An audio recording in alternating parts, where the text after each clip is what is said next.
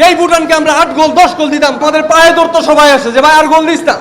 কিন্তু এখন আমরা মালদ্বীপ, ভুটান সবার নিচে আমরা। ক্রীড়াঙ্গনকে বাঁচানোর জন্য কাজী সালাউদ্দিনের মতো একজন দুর্নীতিবাজকে অবশ্যই পদত্যাগ করতে হবে।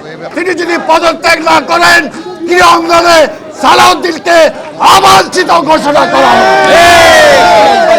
বাংলাদেশ ফুটবল ফেডারেশনে যে নির্বাচনটি অক্টোবরে হওয়ার কথা, সেটি ফিফার কাছে চিঠির মাধ্যমে জানিয়ে দেওয়া হোক, যাতে আমরা এই বর্তমান পরিস্থিতি মোকাবেলা করে কাটিয়ে উঠে ইনশাল্লাহ এটি যাতে আরও 2 মাস বা 3 মাস বা কিছু সময় পিছিয়ে দিলে তাহলে আমাদের ক্রীড়াঙ্গনের যারা আছেন তারা আরও সুন্দরভাবে এই ফেডারেশনের নির্বাচনটি করতে পারবেন।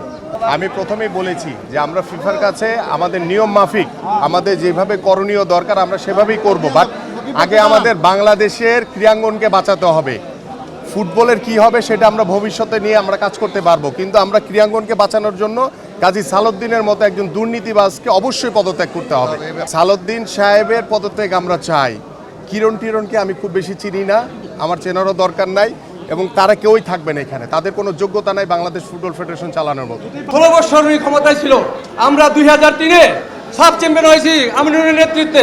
আমরা ধিক্কার দেই, একটা বছর শুধু ফাইনালে খেলেছে 2022-23-এ, কিন্তু তাদের আর কোনো সফলতা নাই। আমরা ভুটানের নিচে এখন, যেই ভুটানকে আমরা 8 গোল 10 গোল দিতাম, কাইজার আমির আছে, আমিনুর আছে, সাব্বির আছে, আমরা সবাই জানি, আমাদের পায়ে ধরতো সবাই আসে যে ভাই আর গোল দিস না। কিন্তু এখন আমরা মালদ্বীপ, ভুটান সবার নিচে আমরা। এই ফুটবল আমাদের কোথায় যাবে? আমরা কবে এশিয়ান গেমস খেলবো, কবে সাপ খেলবো, কবে সার খেলবো, কোনো নিশ্চয় নাই। মহিলা ফুটবল নিয়ে যে কলঙ্ক, মহিলা ফুটবল সাব ফুটবলের চ্যাম্পিয়ন হয়ে আসছে, চ্যাম্পিয়ন আসার পরে তারা অলিম্পিকে যেতে পারে নাই কেন? ওরা বলছে টাকার জন্য পাঠাতে পারে।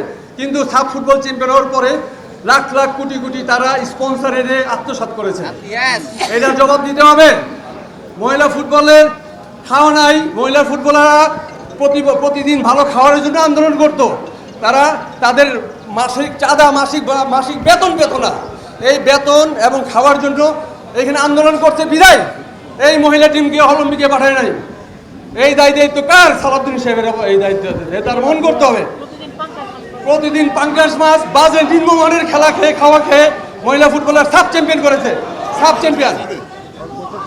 কোচেস অ্যাসোসিয়েশনের কোচেস, বিদেশি কোচ, আমাদের দেশে প্রো কোচ, আমাদের দেশীয় কোচরা অনেক উন্নত মানের কোচ, তারা প্রো কোচ, দারি কোচ, আমাদের মারুফুলক, টিটু,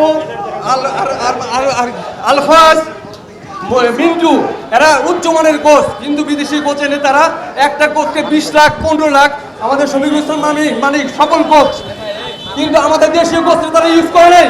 সব বিদেশি কোচ এনে টাকা কমিশন ব্যবসা করছে, কমিশন ব্যবসা। বিদেশি কোচ $20,000 $30,000 করে আনতো, প্রতি 12 বছর 14 বছরে 12-14টা ন্যাশনাল টিমের কোচ চেঞ্জ করতো। বিকজ অফ যেই কোচ প্রতিবাদ করতো ওই কোচকে তারা বিদায় করে দিত। এই যে সমুদ্রের ফাঁকি, হাজার হাজার কোটি কোটি ডলার তারা আত্মসাৎ করত। দেশে দেশে সবার সাথে দ্য নিউজ।